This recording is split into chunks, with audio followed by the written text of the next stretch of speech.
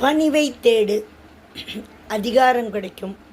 பொறுமையை தேடு, வெற்றி கிடைக்கும். அன்பை தேடு, நல்ல உறவு கிடைக்கும். நல்ல எண்ணங்களை தேடு, வாழ்க்கை கிடைக்கும். தேடாமல் எதுவுமே நமக்கு கிடைக்காது. பல்லு வலிக்கு முக்கியமான காரணம் என்ன தெரியுமா? பல்லு தான். ரொம்ப நாள் உயிரோடு இருக்கிற என்ன பண்ணணும்? சாகாமல் இருக்கணும். வெத்திலையோட சேராத பாக்கு இது மைசூர் பாக். டாக்டர் ஊசி போட வரும்போது ஒருத்தன் தடுத்தானா? ஏன்? ஏன்னா அது தடுப்பூசி. ஸோ இப்போ நம்மள ஏஜ்காரங்கள்லாம் பண்ண வேண்டிய ப்ரேயர் என்ன தெரியுமா? I am no longer in my youth. I am no longer as strong as I since was. And sometimes I forget things. But I have no complaints because God is always with me. And I am forever blessed if you feel that God is with you. You are God. அதை உணர்ந்தவன் நிம்மதியாக வாழறான்.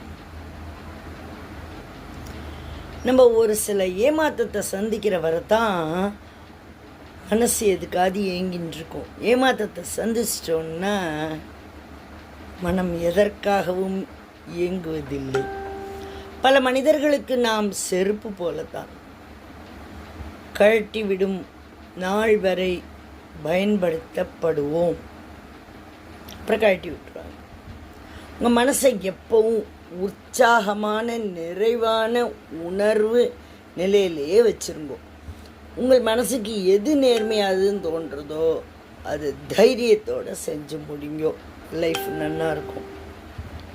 பதமுள்ள ஆயுதங்களை விட பதமில்லா நாவே கூர்மையானது. ஒருவனை வாழ்த்த நினைப்பதும் நாவே, ஒருவனை வீழ்த்த நினைப்பதும் நாவே.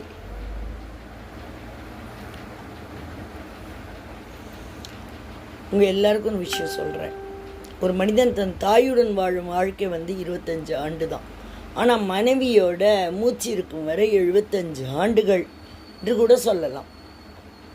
So பிள்ளைகளை வளர்த்து படிக்க வைப்பதுடன் தாயோட கடமை முடிஞ்சிடுறது. ஆனால் தருதலையும் தலைவனாக்கிறது மனைவி, தென்றலையும் புயலாக்கிறது மனைவி, கஷ்டத்துலேயும் தோள் கொடுக்கறது மனைவி, ரவுடியை ரம்மியமாக்கிறது மனைவி.